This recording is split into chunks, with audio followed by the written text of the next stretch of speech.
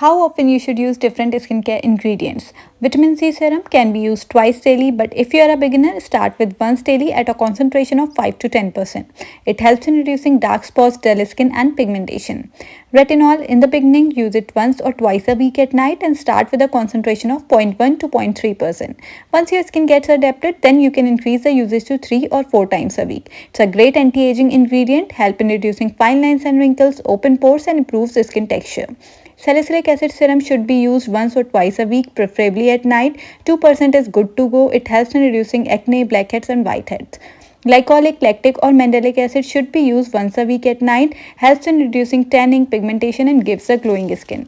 Azelaic acid can be used twice daily, but if you are a beginner, start with once daily at night, or if you have sensitive skin, then start with every second or third day with 5 to 10% concentration. It helps with acne, acne marks, rosacea or redness and dark spots.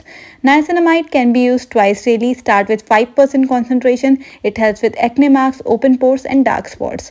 Also controls sebum production. Hope this helps. If you have any more questions, let me know in comments.